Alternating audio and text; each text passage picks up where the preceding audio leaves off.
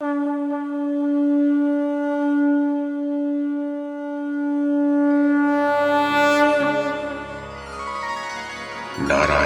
नमस्कृत्य नरं चैव नरोत्तमं देवीं सरस्वतीं व्यासं ततो जयमुदीरयेत्। ओम नमो भगवते वासुदेवाय, ओम नमः पितामहाय, ओम नमः प्रजापतिभ्यः, ओम नमः कृष्णद्वैपायनाय, ओम नमः सर्वविघ्नविनायकेभ्यः।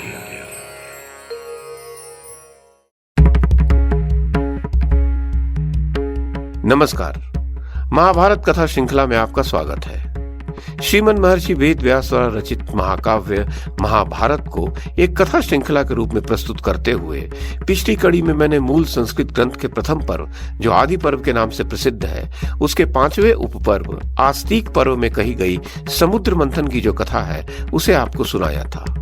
अब इस कड़ी में इसी आस्तिक पर्व में गरुड़ के जन्म की जो कथा कही गई है उसे मैं कमल किशोर आपको सुनाता हूं।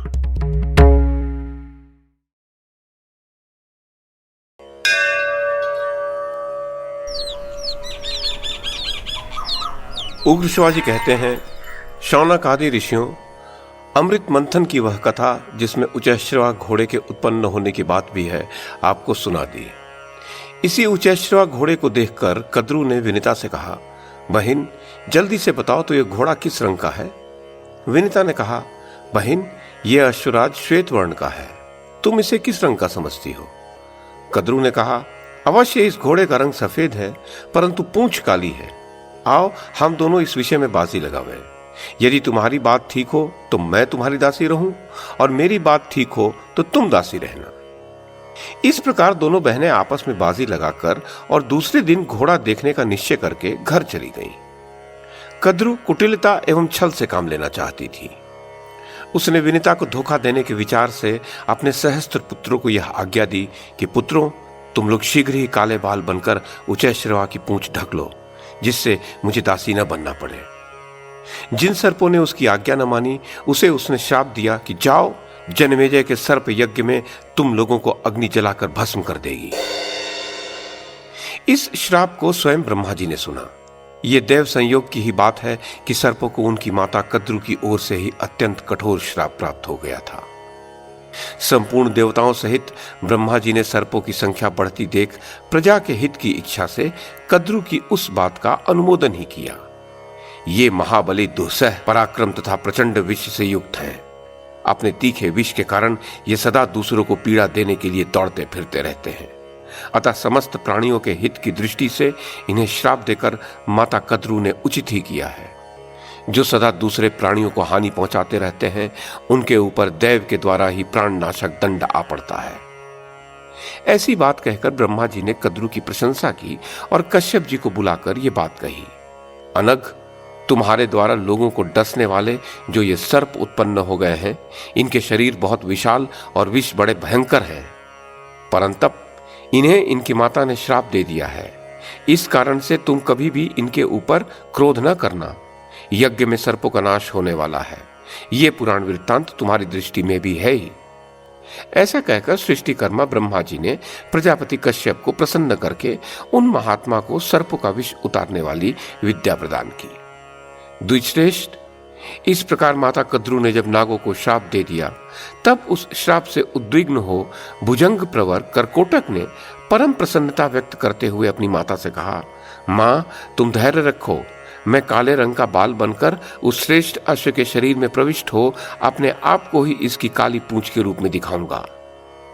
यह सुनकर यशस्विनी कद्रू ने पुत्र को उत्तर दिया, बेटा ऐसा ही होना चाहिए। कद्रू और विनिता ने आपस में दासी बनने की बाजी लगाकर बड़े रोष और आवेश में वह रात बिताई। दूसरे दिन प्रातःकाल होते ही निकट से घोड़े को देखने के लिए दोनों चल पड़ी। सर्पों ने परस्पर विचार करके यह निश्चय किया कि हमें माता की आज्ञा का पालन करना चाहिए। यदि उसका मनोरथ पूरा न होगा तो वह प्रेम भाव छोड़कर रोष पूर्वक हमें जला देगी। यदि इच्छा पूरी हो जाएगी तो प्रसन्न होकर हमें अपने श्राप से मुक्त कर देगी। अतः चलो हम लोग घोड़े की पूंछ को काली कर दें। ऐसा निश्चय करके वे उचैश्रवा की पूंछ से बाल बनकर लिपट गए, जिससे वह काली जान पड़ने लगी। इधर कद्रू और विनिता बाजी लगाकर आकाश मार्ग से समुद्र को देखते देखते दूसरे पार जाने लगी। वह समुद्र महान होने के साथ साथ अगाध जल व जल जंतुओं से भरा हुआ था। वह सरिताओं का स्वामी, संपूर्ण रत्नों का भंडार, वरुण देव का निवास स्थान एवं 5 जन्य शंख का जन्मदाता था। तो कद्रू और विनिता दोनों ही घोड़े के पास पहुंचकर नीचे उतर पड़ी। उन्होंने देखा कि घोड़े का सारा शरीर तो चंद्रमा की किरणों के समान उज्जवल है, परंतु पूंछ काली है। यह देखकर विनिता उदास हो गई। वह बाजी हार चुकी थी। कद्रू ने उसे अपनी दासी बना लिया। समय पूरा होने पर महातेजस्वी गरुड़ माता की सहायता के बिना ही अंडा फोड़कर उससे बाहर निकल आए। उनके तेज से दिशाएं प्रकाशित हो गई। उनकी शक्ति, गति, दीप्ति और वृद्धि विलक्षण थी। नेत्र बिजली के समान पीले और शरीर अग्नि के समान तेजस्वी था। वे जनते ही आकाश में बहुत ऊपर उड़ गए। उस समय वे ऐसे जान पड़ते थे मानो दूसरा बड़वा नल ही हो। देवताओं ने समझा अग्निदेव ही इस रूप में बढ़ रहे हैं। उन्होंने विश्व रूप अग्नि की शरण में जाकर प्रणाम पूर्वक कहा, अग्निदेव, आप अपना शरीर मत बढ़ाइए। क्या आप हमें भस्म कर डालना चाहते हैं? देखिए देखिए, आपकी यह तेजोमयी मूर्ति हमारी ओर बढ़ती आ रही है। अग्नि ने कहा, देवगण, ये मेरी मूर्ति नहीं है। ये विनितानंदन परम तेजस्वी पक्षीराज गरुड़ हैं। इन्हीं को देखकर आप लोगों को भ्रम हुआ है। ये नागों के नाशक, देवताओं के हितैषी और असुरों के शत्रु हैं। आप इनसे भयभीत न हो। मेरे साथ चलकर इनसे मिल लें। अग्नि के साथ जाकर देवता और ऋषियों ने गरुड़ की स्तुति की। देवताओं और ऋषियों की स्तुति सुनकर गरुड़ जी ने कहा, मेरे भयंकर शरीर को देखकर जो लोग घबरा गए थे वे अब भयभीत न हो। मैं अपने शरीर को छोटा और तेज को कम कर लेता हूं। तब सब लोग प्रसन्नतापूर्वक लौटे। उग्र शिवाजी कहते हैं, तदनंतर इच्छानुसार चलने तथा रुचि के अनुसार पराक्रम प्रकट करने वाले पक्षी गरुड़ अपने भाई अरुण को पीठ पर चढ़ाकर पिता के घर से माता के समीप महासागर के दूसरे तट पर आए। जब सूर्य ने अपने भयंकर तेज के द्वारा संपूर्ण लोकों को दग्ध करने का विचार किया, उस समय गरुड़ जी महान तेजस्वी अरुण को पुनः पूर्व दिशा में लाकर सूर्य के समीप रख आए। उधर प्रमति अपने पुत्र रुरु को यह कथा सुना रहे थे। तो रुरु ने पूछा, पिताजी, भगवान सूर्य ने उस समय संपूर्ण लोकों को दग्ध कर डालने का विचार क्यों किया? देवताओं ने उनका क्या हड़प लिया था जिससे उनके मन में क्रोध का संचार हो गया था? प्रमति ने कहा, अनग, जब राहु अमृत पी रहा था उस समय चंद्रमा और सूर्य ने उसका भेद बता दिया। इसी कारण से उसने चंद्रमा और सूर्य से भारी वैर बांध लिया और उन्हें सताने लगा। राहु से पीड़ित होने पर सूर्य के मन में क्रोध का आवेश हुआ। वे सोचने लगे, देवताओं के हित के लिए ही मैंने राहु का भेद खोला था, जिससे मेरे प्रति राहु का रोष बढ़ गया। अब उसका अत्यंत अनर्थकारी परिणाम दुख के रूप में अकेले मुझे प्राप्त होता है। संकट के अवसरों पर मुझे अपना कोई सहायक ही नहीं दिखाई देता। देवता लोग मुझे राहु से ग्रस्त होते देखते हैं तो भी चुपचाप सह लेते हैं। अतः संपूर्ण लोकों का विनाश करने के लिए निसंदेह मैं अस्ताचल पर जाकर वहीं ठहर जाऊंगा। ऐसा निश्चय करके सूर्यदेव अस्ताचल को चले गए और वहीं से सूर्यदेव ने संपूर्ण जगत का विनाश करने के लिए सबको संताप देना आरंभ किया। तब महर्षिगण देवताओं के पास जाकर बोले, देवगण, आज आधी रात के समय सब लोगों को भयभीत करने वाला महान दाह उत्पन्न होगा, जो तीनों लोगों का विनाश करने वाला हो सकता है। तदनंतर देवता ऋषियों को साथ ले ब्रह्मा जी के पास जाकर बोले, भगवान, आज एक कैसा महान दाह जनित भय उपस्थित होना चाहता है। अभी सूर्य नहीं दिखाई देते तो भी ऐसी गर्मी प्रतीत होती है मानो जगत का विनाश हो जाएगा। फिर सूर्योदय होने पर गर्मी कैसी तीव्र होगी ये कौन कह सकता है। ब्रह्मा जी ने कहा, ये सूर्यदेव आज संपूर्ण लोकों का विनाश करने के लिए ही उद्यत होना चाहते हैं। जान पड़ता है ये दृष्टि में आते ही संपूर्ण लोकों को भस्म कर देंगे। किंतु उनके भीषण संताप से बचने का उपाय मैंने पहले से ही कर रखा है। महर्षि कश्यप के एक बुद्धिमान पुत्र हैं जो अरुण नाम से विख्यात है। उनका शरीर विशाल है, वे महान तेजस्वी हैं। वे ही सूर्य के आगे रथ पर बैठेंगे, उनके सारथी का कार्य करेंगे और उनके तेज का हरण भी करेंगे। ऐसा करने से संपूर्ण लोकों, ऋषियों, महर्षियों तथा देवताओं का भी कल्याण होगा। प्रमति कहते हैं, तत्पश्चात पितामह ब्रह्मा जी की आज्ञा से अरुण ने उस समय सब कार्य उसी प्रकार किया। सूर्य अरुण से आवृत होकर उदित हुए। वत्स रुरु, सूर्य के मन में क्यों क्रोध का आवेश हुआ, इस प्रश्न के उत्तर में मैंने ये सब बातें कही हैं।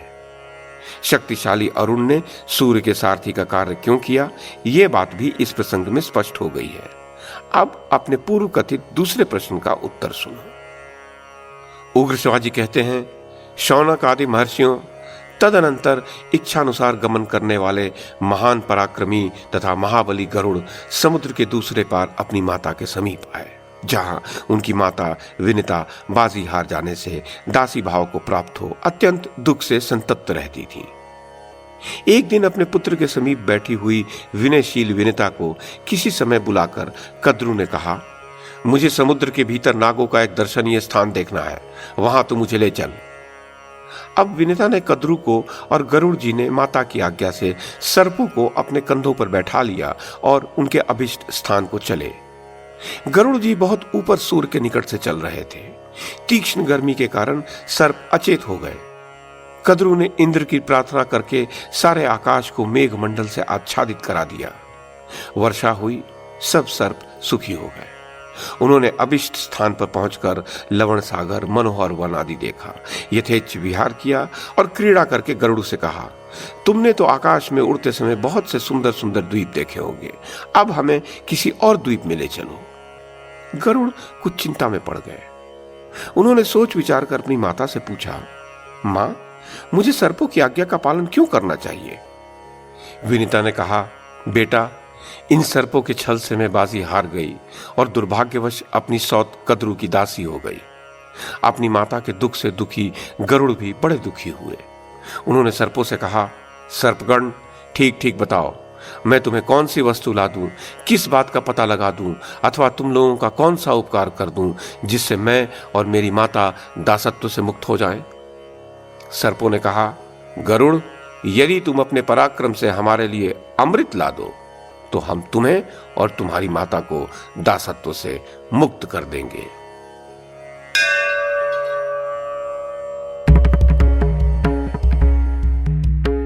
तो ये थी आदि पर्व के 5वें उपपर्व अर्थात आस्तिक पर्व में कही गई गरुड़ के जन्म की कथा। इस कड़ी में बस इतना ही। अगली कड़ी में इससे आगे की कथा सुनाऊंगा। YouTube के माध्यम से महाभारत की कथा को एक श्रृंखला के रूप में प्रस्तुत करने का हमारा यह प्रयास यदि आपको सराहनीय लगा हो तो कृपया इस कड़ी को लाइक और शेयर करें, चैनल को सब्सक्राइब करें और बेल आइकन को दबाएं। साथ में अन्य लोगों को भी देखने के लिए प्रेरित करें। धन्यवाद और नमस्कार।